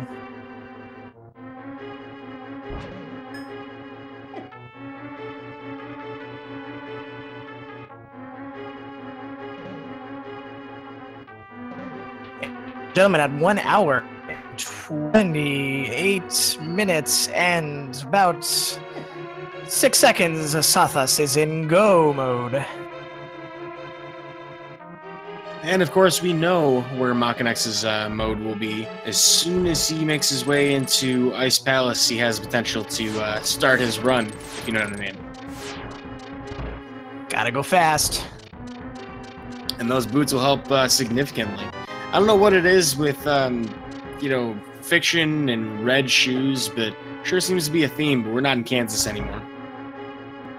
Well, Sathas is going to click those heels together and wish he were home, and unfortunately, Ganon's tower is far from that. But along the way, we could potentially end up sizzling some bacon, you know, cook it in some butter. This is definitely looking like a, you know, rather straightforward finish as far as the skewers go. We have all the, you know, equipment we could ever hope for Ganon. We have silvers, we have, you know, all the sword upgrades, and in this position, Asazas even has the shield upgrade. Could stop the library for the red mail, but that might be a little bit overdoing it. Yeah, at this point, I don't see for any reason that the runners would bop into that library unless they wanted to show their disdain for librarians around the world. Well, you know, if I recall correctly, this is going to be the last crystal for Asazas, so while we're not starting it just yet, folks, and hold your guesses in the chat, you care to tell them about what we like to play here on the Speed Gaming Family Networks? Absolutely. So we have a game for the Big Key in Ganon's Tower. There are 22 possible locations. If you have subscribed to any of the Speed Gaming channels, or you have donated 250 bits to any of the Speed Gaming channels, you can get your guess down in the chat below after this fight against Argus, and guess where that Big Key is. If you win, you have the chance to be on the board.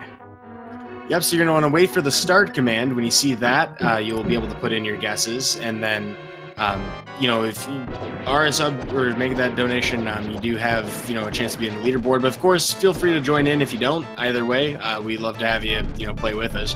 So, Mr. The Profe Gamer himself, what do you think our Big Key location is going to be today? I always go 14, and I actually won yesterday. I think, I don't know if you were commentating that match, but I won. I was pretty excited about it, so I'm going for it again. Well, I'm definitely a big fan of Bob myself. Dr. Bob Tastic probably approves. So my guess is usually 14. Oh yeah, so I always snipe that guess from you. So in the interest of a closer race today, I'm hoping for 22. As am I, and I think Makinx at this point is now also run dry in options, although it looks like he's going to turn in his green pendant before he heads into Ice Palace. It's got to be his next play. Yeah, certainly going to be a frustration moment to find this big 20 as well. And you can't really fault the plays that these, you know, runners have made in this seed. The reluctance to go into hook-shotless swamp, the reluctance to go into, you know, pendant Ice Palace. I don't blame these runners for what they've decided in this race at all.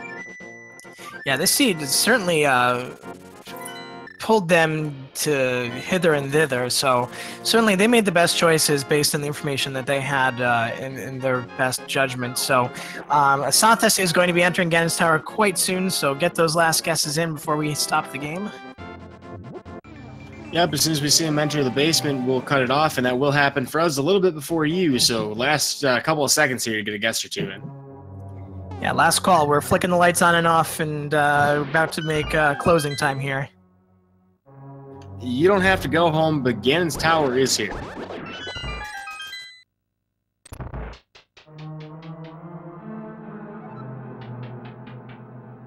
And with that, Makinx has decided to go into Ice Palace, which is good, and we'll also be cutting off the game now. All right. Oh,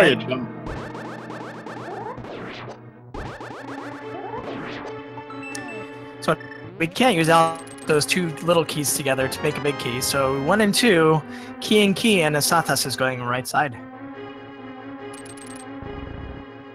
And of course, Fortune not really so much about the bold in that particular situation. Not opting to check tile room first, so we won't have that 20-second check early, which would be quite the bold decision. But an hour and 33 minutes at this level, you kind of assume your opponents, you know, right on your heels or potentially ahead of you at this point. Yeah, this is doing tile room really shows that you either have a really strong hunch that it's there or that you feel really behind. Well, hey, we finally found our Quake medallion. That's an interesting find here in Ganon's Tower. Has absolutely zero value to us here, though. Yeah, definitely no seismic value into that find. However, there are some mini Helmosaurs at the very top of the tower who could potentially feel that on the Richter scale.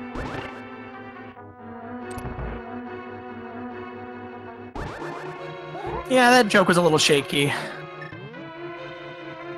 Well, nothing being shaken off of the torch itself today, and Bob will survive. The big 20 not being worth our time, let alone a bonk, for the bonk counter. So Asazas has spared his life. Item number 3, or I'm sorry, item number, what is that, 8? Yeah, these would be 9, 10, 11, and 12 then.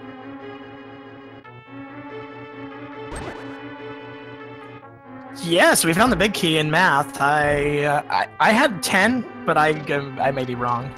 We just retrace my steps here. 2, and then 4, and then that's 7, 8, 9, 10. Yes, that was chest number 10.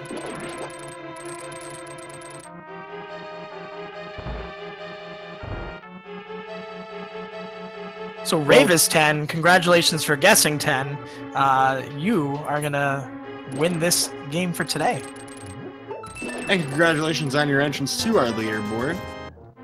With that, though, Asazas is on his way up the tower with, well, loaded for bear, except probably going to fight a pig instead. Is it man, bear, pig? Because I'm super serial, Udai. That's scary. Is he 50% man bear and 50% pig, or is it like 100% man bear pig and 50%? I don't even know. Listen, he's 50% bear, 50% pig, and 50% man. I know, math is hard. But who's on second? Also of note, South having no problems going through Ganon Ball Z there. Hopefully on the next episode things work just as smoothly. He's in the gauntlet next, and things are heating up. He is charging up through these rooms, opting to dash through a lot of these enemies. Very wise way to get through things quickly. Yeah, and Makinx is soon going to be getting his Go Mode item in the boots as well, and then likely noping right on out to wrap up his Desert Palace play. Not a bad dungeon to end on, it's fairly quick. And speaking of Desert Palace things, we have another Landmalls fight. Yeah, this one not going nearly as well for Asazas, but handling it without any major issues. Very early 2 cycle. Respectable way to finish that fight. Nice bomb jump from Makinx over Divine. He's in ahead. No key. He's not going south. I think he's just getting out of the way of that fire bar. As we get a nice Wizrobe room number 1 from Asazas and going into Wizrobe room number 2. Yeah, this is probably the harder one to do, but it looks cooler. Very nicely done. Expertly placed, and of course the sword slash just in time for that 1 cycle.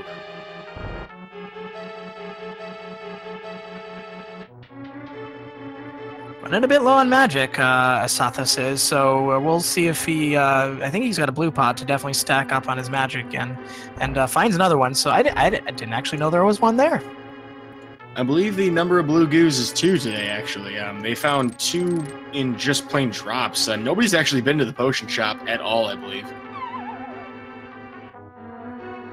All right, well, we make it through to the laser eyeball room. I guess we'll taking a second just to pick up that Mountie spawn, the tower, and he's going to head next to the last gas station before Ganon. He's going to pick up in just a couple of rooms another magic drop, and if he wants to powder those fairies for some health, he can do that as well. Oh, I thought he was trying to powder his nose. I misread that completely. Well, he's got the mirror to do it, so I mean, that's pretty helpful. We would really hope he doesn't use the mirror at this point, though. Yeah, do not do that to Asazas. Well, Asad is also remembering that cool guys actually do look at explosions, or at least Link is, or either that or he's not cool, because you can't actually menu during one of these C4 boss explosions. So he opts to switch to his hookshot first, not opting to hover this pit. And with that, Makinx is actually in go mode. And Asazas leaves Molorm's last remains where they were before, and he's going to head to our favorite geometry-based math fun time boss, Trigonometry. So did you pay attention to your geometry teacher in high school? I hope you did. So we'll see if Asazas did, because he's going to see how well he can maneuver his angles. All right, well, folks, if you pay attention to your geometry teacher here, the top of trigonometry, the words you just said, the top of his head, is that a crown or is that his face? You know, I always thought it was a hood as a kid. I have no idea. Like, I see now why it could be a crown, but I swear that's his face. Like, my entire childhood's been a lie. Yeah, I don't know. I think we need to have a deeper discussion about this Aghanim visage, if you will. Well, the two after images weren't enough to overcome Asathas there. Asathas has wrapped up his geometry trigonometry. How do you do that? A lot of practice. Well, certainly not the time I put into it.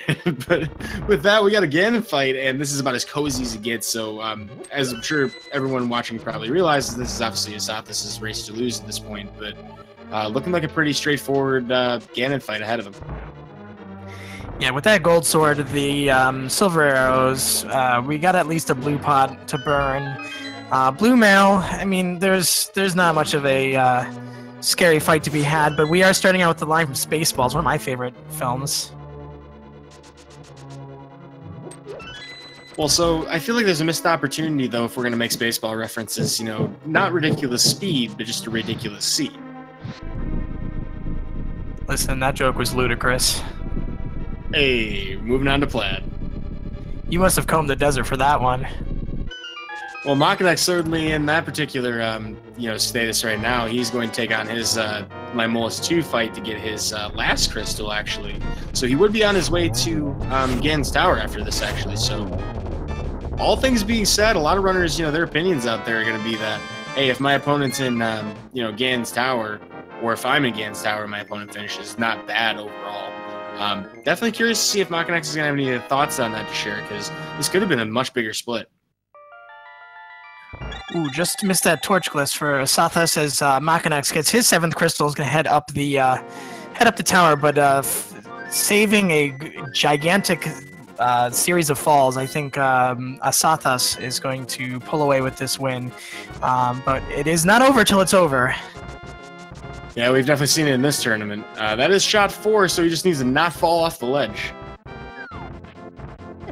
And that does it. We have the pig roast here for Asathas, and he's going to be picking up his 2nd win in this best of 3, advancing him to the next round of the brackets.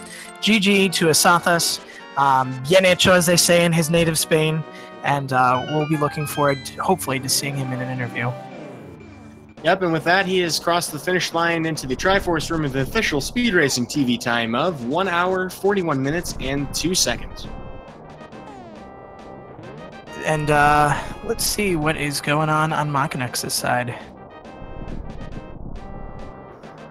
Well, he seems to have stopped. I mean, that's kind of common with dot duns, is you just kind of, see the screen happen. But by the looks of things, it appears he has chosen to forfeit the race.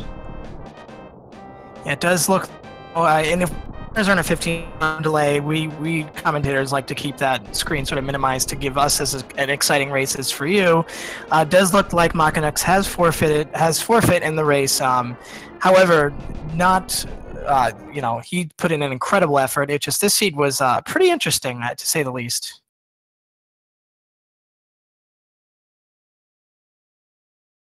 Yeah, I definitely agree with that. Very fascinating performance from both of these runners. And the craziness that, ended up being the one, loose end for each of them. Boots for Makinx and, of course, hookshot for Asathas. Both of them ended up making some different choices to end up with that one remaining item. And it just so happened that Asathas, happened to have an easier time having Boots finding everything faster.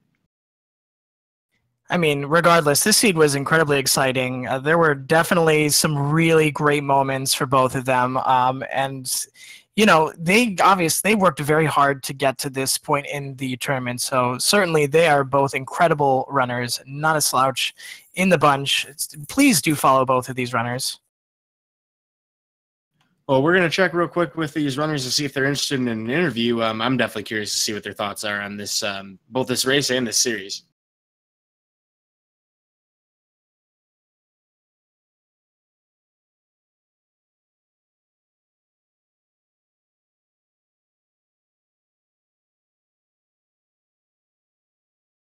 But of course, we do still have a lot of A Link to the Past randomizer available for us for your viewing pleasure.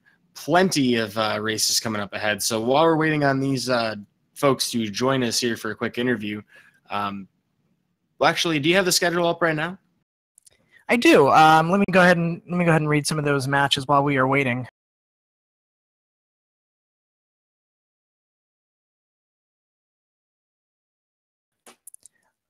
Just 1 second. Sorry about that. Let me grab the schedule here. All right, so we have 4:30 p.m. a race start at Elminster RTA versus Scion T on Speed Gaming 4 a la carte at 6:30 versus McLagging on Speed Gaming on this very channel. JSR versus Arier. Speed Gaming, yeah, one of those things. On Speed Gaming 4, we also have Ninjembro versus Langxian. This is match 2 for them. I saw their match last night. It was excellent. We have just a ton of other matches. We'll link the schedule in the chat here, but we do have asazas in the waiting room, so we'll see if he'd like to come in.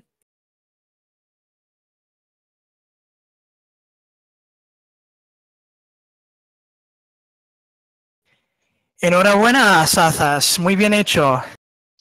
Muchas gracias. Well, that was kind of an interesting one. Yeah, definitely was quite a race, quite a seed for you guys. I have to tell you, your hover to get the bow was probably the most exciting moment that I've experienced, if at least today, but for maybe this entire tournament. That was amazing. Well, I mean, you should have seen my face in that one as well. I could only imagine how hype that was for you to pick up that bow on a hover. So, and it certainly put you in a really good position. Yeah, I mean, and I really felt behind like the entire race ever since I literally found the Moon Pearl in the last possible spot it could be. But also the boots in Ice Palace really helped. And that ended up being what really did Makinx in this race. Both of you had a single item that you were looking for. You were searching for the hook shot, him the boots. He opted to go to Ice Palace last, and then you opted to go to Swamp Palace last. But having found those, well, at least last in your progression, but having found those boots sooner than he found the opposite item, you were able to check items considerably quicker, and it gave you a lead of about Gan's Tower. Yeah, and that's really interesting because the first race was decided because of that same thing, boots being in Ice Palace and me going there first. So your opponent Makinx actually found that hook shot in its vanilla dungeon, and we were going asazas, go back to Swamp Palace, but it seemed that you were definitely making a few checks before taking that. I guess I would consider it a gamble, as I was saying. It's a very low possibility that these items are in their vanilla locations. Yeah, I mean, I didn't want to take any chances there. Although you could argue not taking any chances is also taking a chance, like in some other way. Well, that's one of the beauties of this tournament and the best of 3 format for the brackets. You get to kind of make your short and long term plays, and I mean by the sounds of it and by the looks of it, it seemed like Ice Palace boots was the play, both matches. Yeah, absolutely. Also, it's going to be a really great feeling to have already emerged, I mean, just barely into the first round, having already emerged to the next round. Is there anything that you plan on doing to prepare yourself for your next opponent? Well, I'll definitely try and catch the matches of my possible opponents, which I believe they didn't happen yet. Funny thing, I think I'll face the winner of Male versus Seal. And I already faced Seal in the Swiss stage, and he absolutely destroyed me. So maybe there will be a rematch there. Well, that would definitely be very hype, just to get a repeat. And that's actually been a theme. Several other racers in this top 128, or the beginning of the brackets, have actually had their rematches going on so far. I'm very excited to see the possibility of that happening, since Swiss did put so many people of varying skill against each other. The people who rose to the top in those last few rounds, definitely matchups to be looking for.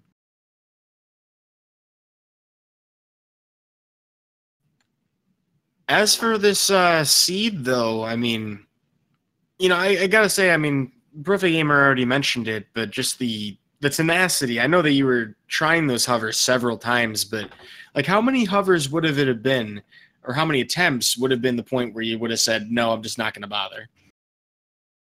I don't know. I mean, I felt confident enough so that eventually it would really, eventually I could pull that off. What I didn't want to do is having to go back up Death Mountain by any chance. If by any chance the bow happened to be locked behind the hook shot, which I mean wasn't very likely, but this is random.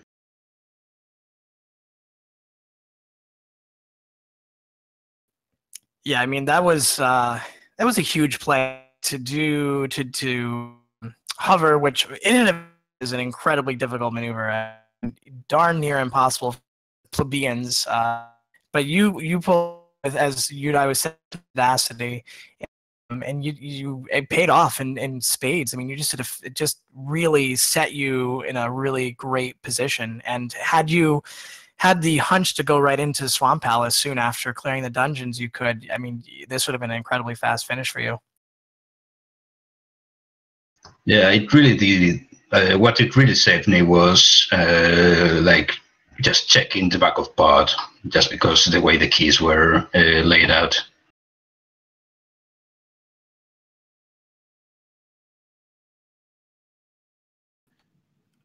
From the looks of things, I don't believe Makinx will be able to join us for any kind of interview, possibly electing not to. Certainly don't blame him. Very frustrating way to kind of end a race is, you go through literally every dungeon you can.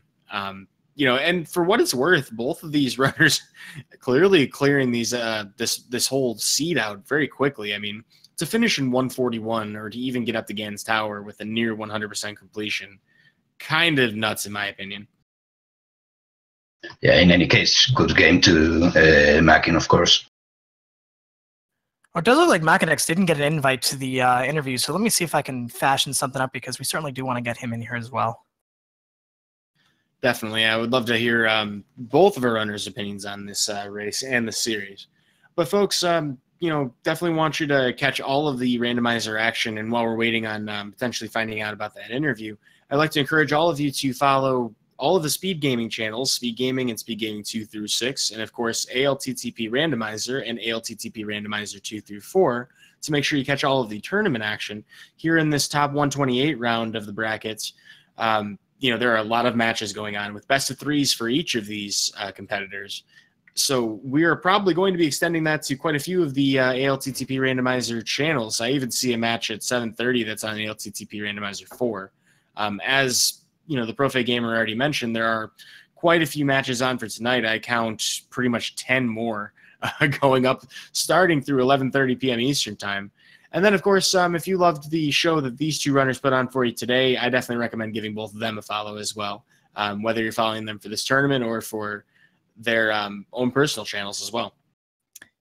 Great runner. You're joined by Makinx. Makinx GG. That seed was certainly not very friendly to either of you, and it really dragged you around. Yeah, definitely. Nothing I did worked out really in this one. I gotta say, just to like really give you guys props, I was saying to Udai before we went live that every time I enter an exhibition match and I see either of your names running, I'm like, oh, that's it for me. Yeah, well, I'm glad you enjoyed it. Enjoyed it a bit more than me, maybe. Well, for what it's worth, both of you did put on a really great show. There were some really great boss fights as well. I was really stoked to see the way that you guys handled Mothula, and it was. Makinx, did you end up finding the tempered before you fought Mothula? One of you guys did, and one of you guys didn't. Yeah, I got tempered, but I fought Moth with tempered. And we also saw exceptional boss fights all around for pretty much the rest of the seed.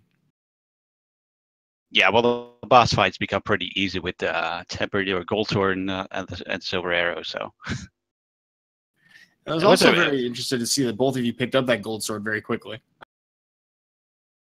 Yeah, well, I was running out of locations at that point, so Spike Cave seemed like a good choice to check. But yeah, again, as I said earlier, boots on Ice Palace, and that seems like it decided the race again. Yeah, definitely. I mean, I was really happy when I found that hook shot in Swamp, but basically that set me in the wrong way, because that made it less, less interesting for me to do Ice Palace after that. I could just finish Swamp Palace, and then Mire was also open to me by that point. It's with the same amount of items. And it's really interesting about the hookshot and the boots. I mean, those two items were what put the two of you pretty much diametrically opposed.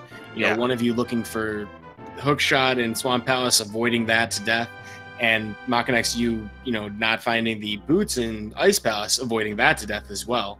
And those both ended up being your last dungeons to check. Yeah, I figured. I'd rather have found the boots earlier. That would have worked out way better in this case. But I had to gamble. I thought boots again and Ice Palace probably not. So let's do Mire,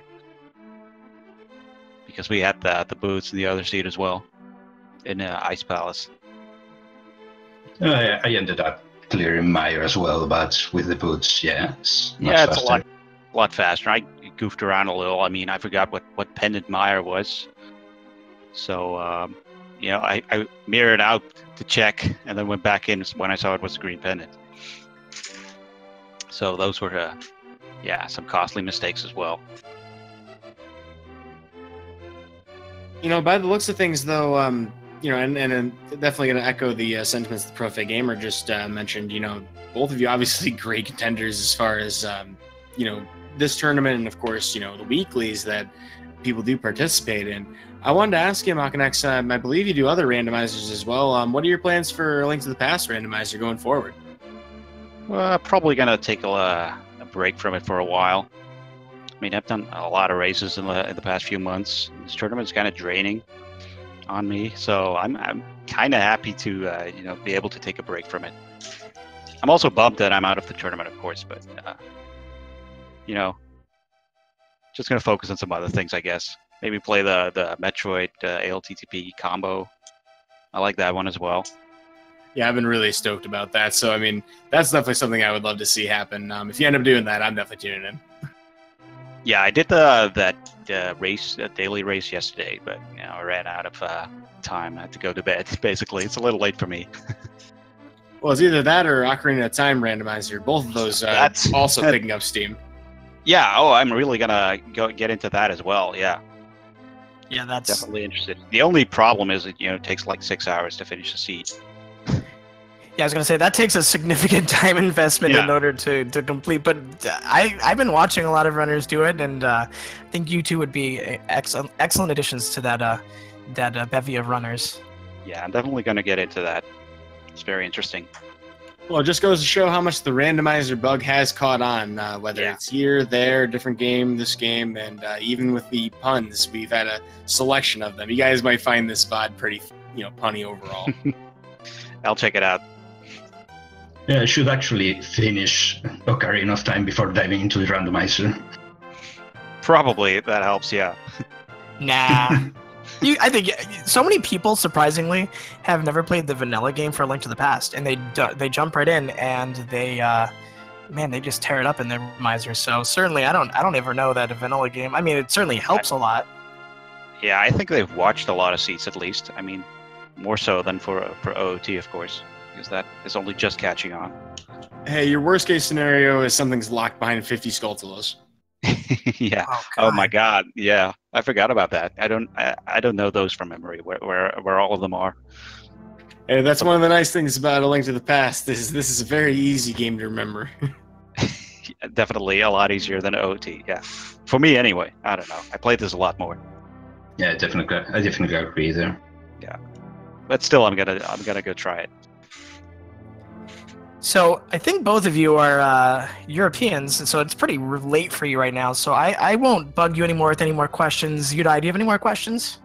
No, I definitely agree with that sentiment. So we should probably tie a bow into things, or not into it, or end it, or however you want to say your final things. Folks, Asazas and Makinx. So I'll start with Asazas. Do you have any closing words you want to share with your fans? I just want to thank you guys for commentating. And, I was glad I was in the tournament. It was a fun experience. Yeah, for me, just thank you for commentating, thank you for tracking and for watching. And good game to Makin. It was a pleasure. Yeah, and I wish you a lot of luck in the rest of the tournament. Thank you. We're definitely going to keep our eyes peeled. With that, also like to echo those same sentiments. Thanks and shout outs to Speed Gaming for hosting things on your side.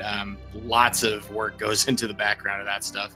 But yeah, give these runners a follow. Absolutely give our tracker, Danny, One a follow as well. Excellent work done today. I've been Uday Monistic today. I've been joined by the Profe Gamer. Feel free to sign us off if you like. All right, well, thank you everyone for joining us today. It has been an incredible experience to commentate with my co-commentator, Uday Monistic. And with that, we wish you both the fantastic night, afternoon, or morning, wherever you are. And we'll see you next mission.